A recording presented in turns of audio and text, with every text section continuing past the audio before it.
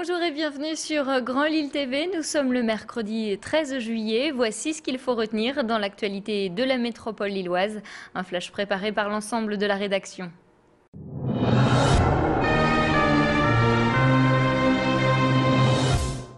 Avis aux automobilistes, le changement de vitesse entre en vigueur ce mercredi matin sur les grands axes routiers autour de Lille.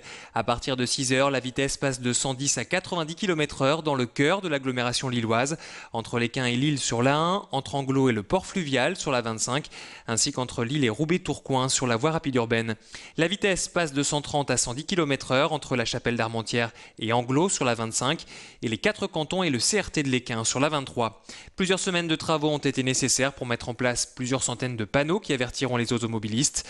Le préfet de région, Dominique Bure, a mis en place ces nouvelles limitations de vitesse pour faire baisser le nombre de tués sur les routes du Nord. Alors, plusieurs objectifs, réduction des nuisances sonores, réduction des pollutions, faciliter autant que faire se peut les mouvements de sortie, d'entrée, d'échange d'autoroute, fluidifier le trafic. Et puis réduire la sécurité et réduire l'insécurité routière. Diminuer les accidents également. Et on peut espérer contribuer à un peu plus de fluidité parce qu'il y a un lien direct entre des vitesses élevées et un faible débit sur les autoroutes. Et Dominique Bure a également précisé ce mardi le dispositif de sécurité qui sera mis en place lors des festivités de la fête nationale. 500 policiers et gendarmes seront mobilisés dans tout le département pour assurer le bon déroulement des soirées du 13 et du 14 juillet. À Lille, 150 agents des forces de l'ordre sécuriseront le parcours du défilé jeudi en fin d'après-midi. C'est la fin du suspense. Eva Joly sera bien la candidate d'Europe Écologie Les Verts pour les prochaines présidentielles de 2012.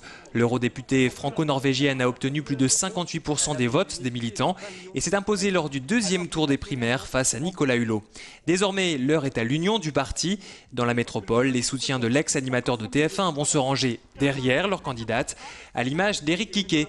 Pour l'adjoint au maire de Lille, l'heure est au rassemblement et à la préparation de la campagne. Écoutez, les résultats du deuxième tour étaient inscrits dans ceux du premier, où Eva Joly avait une avance très confortable. Maintenant, la démocratie interne a parlé et il faut se rassembler derrière la candidate qui a été choisie démocratiquement et faire campagne autour d'Eva Joly. Et puis surtout faire campagne pour nous écologistes autour d'un projet politique, puisque c'est quand même de ça dont on va parler, j'espère enfin dans les mois qui vont venir, dans les semaines qui viennent. Chez nous, en général, c'est le projet politique qui compte davantage que la personne qui est censée l'incarner. Et Nicolas Hulot a reconnu la victoire d'Eva Joly. Il a déclaré qu'il s'inclinait face au vote clair et sans ambiguïté des militants. Ça y est, le centre de valorisation organique de Sequedin est opérationnel. Après plusieurs mois de retard, le biométhane produit à partir de déchets peut enfin être injecté dans le réseau de gaz naturel de GDF Suez. Ce centre va produire chaque année près de 4 millions de mètres cubes de biométhane à partir de 108 000 tonnes de déchets. Ce biogaz sera vendu à terme 50 centimes le mètre cube, ce qui permettra d'ici 2013 de générer plus de 2 millions d'euros de recettes par an. L'intérêt de cette stratégie d'injecter directement dans GRDF, ça résout les problèmes de stockage, moins de recours à la torchère et surtout l'élément économique le plus important, c'est que GDF Suez nous rachètera à prix bonifié notre gaz au double du prix. À l'heure actuelle, nous le vendons 0,25 et nous le vendrons dès que l'arrêté sera pris sur le tarif bonifié à 0,50. Petite déception, ce biogaz n'alimentera pas directement les bus de transport comme c'était prévu à l'origine. Les véhicules s'approvisionneront directement chez les grands fournisseurs. Ces bus restent tout de même très écolos et faciles à manœuvrer pour les chauffeurs.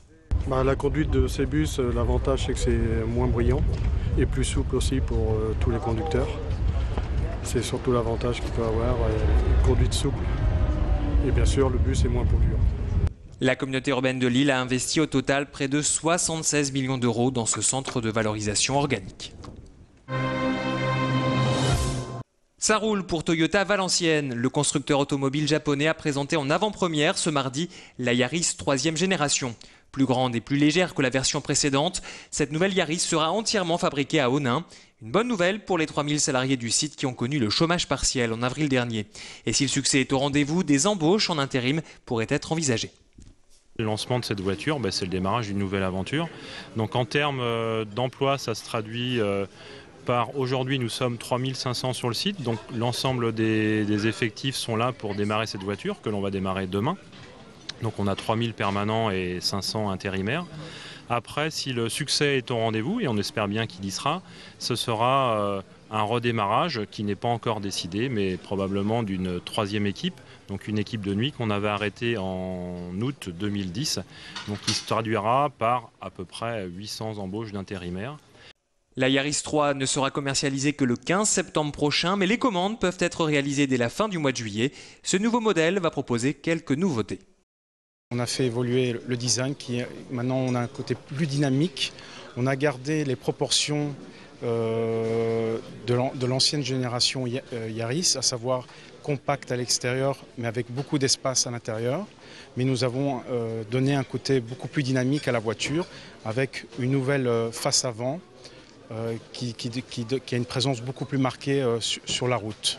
On lance un tout nouveau système multimédia dans la voiture, ce qui permettra d'avoir toute la connectivité demandée par les clients de nos jours. Pour l'instant, seul le prix n'a pas été divulgué. La Yaris 3 devrait être légèrement plus chère que la version précédente. C'est la fin de cette édition. Bien sûr, toutes les vidéos sont à retrouver sur notre site internet www.grandlille.tv. Excellente journée à vous. Tout de suite, votre météo.